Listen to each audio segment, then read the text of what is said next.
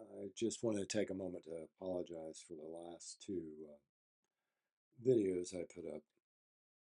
They were AI and just an experiment, and that is not what I want for this channel. And so I'm sorry about that. I like the comments that I turn your videos on so my children can go to sleep to your voice. That's nice and scary at the same time, but that's okay. That's eh, maybe they'll learn about history subliminally. That's fine. But I apologize for the two AI things I put up yesterday and this morning. It's just, it was an experiment and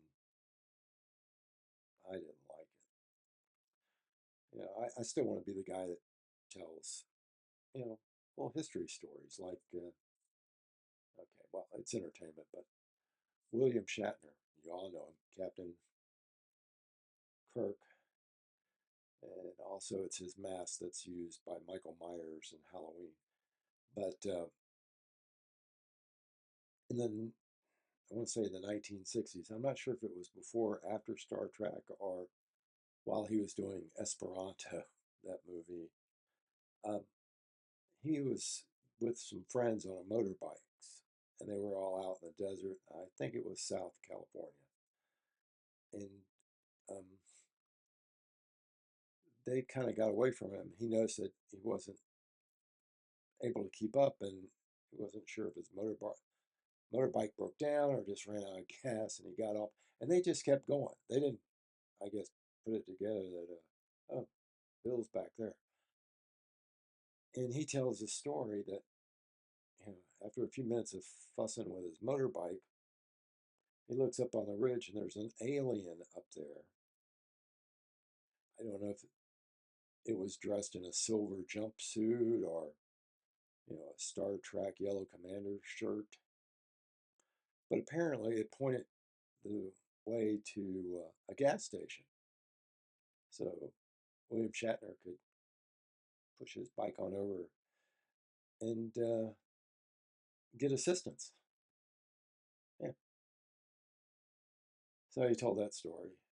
And then in his autobiography, up till now, he writes and says, oh, yeah, that was a lie. It was for a TV interview. I made all that stuff up. So I guess, yeah, bullshit can be scary. Not his. Um, another story. I wanted to cover some weird things that have happened. Uh, Urban legends, and they get to be this way because it's word of mouth, how they become so popular. When I was growing up, my brother told me a story, and I don't know if it was the way he used people that I knew. Like one of his friends was named Bob. He was there, and this either occurred in Florida or Virginia, but I think it was Florida. One rainy night, they're driving. I want to say from a football game or a basketball game with the high school, and they passed a girl that's walking in the right. And he said it was Bob that said, stop and we'll pick her up and get her out of the weather. And, Bob went, he wanted her to sit in the front seat. She didn't. She didn't sit in the front seat. And when he opened the door, she touched his arm and she was freezing. So Bob's a good guy. You know, he gave her, I want to say his leather jacket or his Letterman jacket. And she got back in the back seat and they attempted to talk to her and she just, yeah, no, whatever. But she was apparently, their age, about 18, 17 or 18.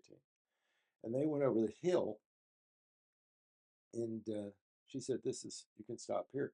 And it's a gravel road that goes off to the right. And at night, you can't see that it goes over, but they could see a light of a little bitty house on the right. And so they stopped and he said, my brother said, he turned around and said, we can take you up. And she was out of the car. She was gone. So they kept on going.